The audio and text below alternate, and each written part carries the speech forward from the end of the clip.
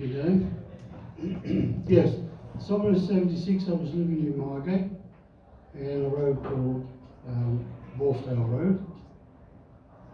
It's a two-op house with 2 bedrooms. As you walked into the house, there was a staircase in front of you. To the left, you walk past the staircase into the kitchen. In the kitchen on the left was another room, which I use as an office. And then in the left-hand side of the kitchen was a door that went out into the garden. Now, if you went up the stairs, you come to a window, and then on the left-hand side you've got a bedroom, and in front of you you've got the bathroom, and behind you you've got the master bedroom. So that's just to give you a little bit of an idea of what the house was like. The back garden was massive, very long. And at the bottom of the garden was a short garden with 3 up. As I believe now, remember, there were 3 up with granny flats at the bottom. I'll give you that, very old, I'll give you an idea of how tall they were. But the great thing was, there wasn't much in the way of light pollution. So he was actually out in the dark, and he was able to watch the sky. Now, up until that particular moment in time, I've been out, I'd stargazed, I'd seen many different types of stars. I was very interested in astrology, and as a very young boy I was fascinated by the distances involved, the term light year, the distance that a piece of light can travel, proton can travel in 1 year, the size of the universe, the size of other stars, red stars, 1,000 times bigger than our star, so on and so forth. I found this fascinating. I was drawn into that particular world. So for me to go out and to do any stargazing was not unusual. It was quite a good pastime of mine. Anyway, on this particular night, I've gone into the back garden. I've got a pair of binoculars, 10 by 50, quite powerful. Because of this, I used to lie on a camp bed. And the reason for that was to keep the binoculars steady in my hands. Otherwise, I wobble all over the place, you can't see a damn thing. And the house would be facing towards the north, west, so that's the way my legs were facing as I lay down on the bed. I'm lying there, I'm looking at the stars, I'm trying to find Orion, because I read about binary stars and I wanted to have a look, see if I could spot them. When all of a sudden, at an horrific pace, a horrific amount of speed, came this crimson coloured object, orb, flying across the top of the house at a horrific pace. Now, I'm used to seeing airplanes, satellites, falling stars, so on and so forth. And I was used to getting my binoculars up to my eyes very quick in order to catch them and to view them. In this particular case, I raised my binoculars up to find it, couldn't find it, put my binoculars down immediately. It was going to my right. So it was coming over the top, and then the next second, it's going to the left. And not only that, it was zigzagging, not oscillating, but actually moving from left to right, very sharp, very quick, as it moved away. It was a crimson colour, and it was very difficult. I didn't wear glasses back then, but it was very difficult to focus on this. And it reminded me, in the nightclubs back then, they used to have the ultraviolet lights, and when you stared at them, they all got a bit fuzzy. And that's what it reminded me of. But the thing is about this is the way it was moving. It was moving. It wasn't slow, it was shifting. Now, I went into the house, spoke to the wife, who told me where to go. Untrue story. No, she did. She didn't want to know. She really didn't want to know. So I got back out into the back garden again. Of course, now I'm looking for any object I can find. And of course, there was nothing. So, as time went by, and I'm thinking about this experience, one thing that jumped into my mind was the fact that it moved to my right, its left, towards Margate Seafront, very fast. And I didn't see any arch in this flight at all.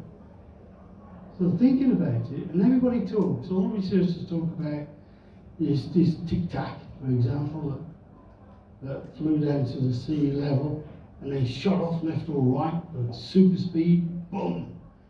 But nobody ever talks about the rapid deceleration that these craft show. In other words, they move from one spot to another, they stop rapidly, they stop, bang, that's it. You know, you don't see them slow down, they stop. And I was thinking about this, and as time went by, I was wondering whether what I seen was a UFO shooting across the sky. It stopped and immediately moved to my left. And I have quite often thought about that on many occasions. Now, because of this particular UFO sighting, I had no idea what a UFO was. Not interested in it. But I wanted to know what the hell it was I seen.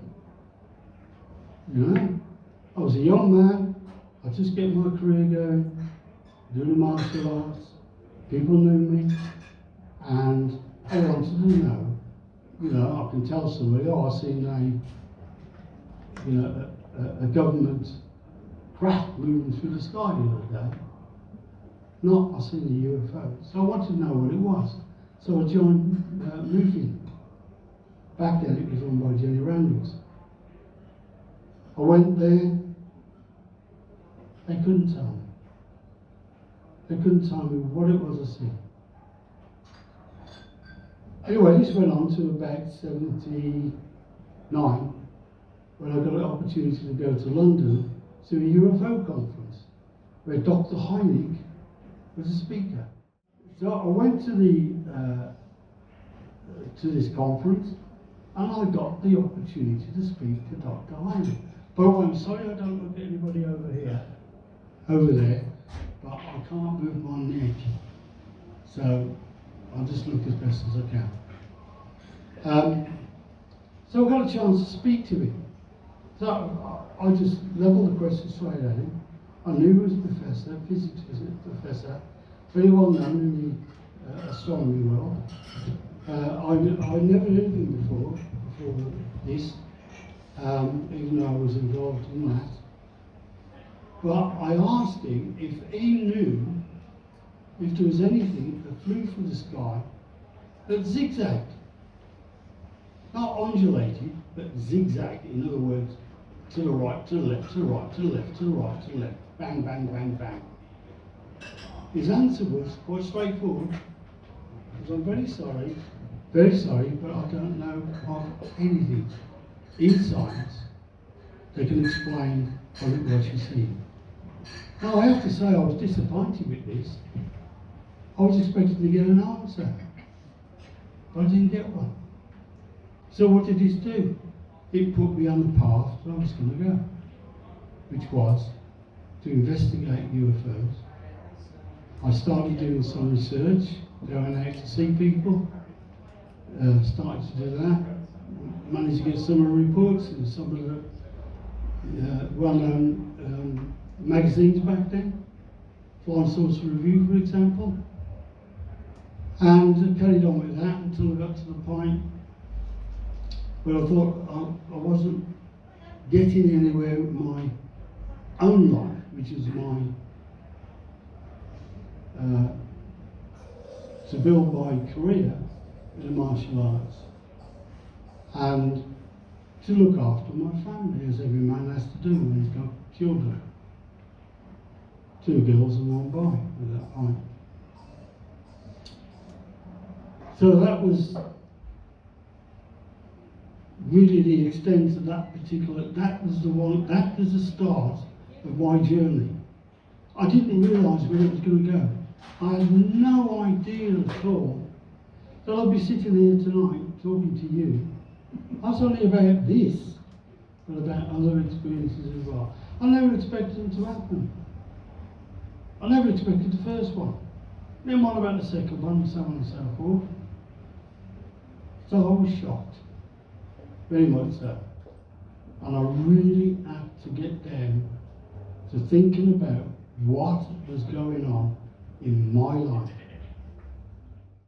So yeah, as John said, lived in Wharfdale Road in Margate at the time. He's drawn an exact house he was at. Quite specific. A lot of witnesses I speak with are okay with road names, but not the exact house. But John has always been more than open with his experiences. He's just shared everything with me, which is great because we've been able to build up such a compelling, detailed picture of his account.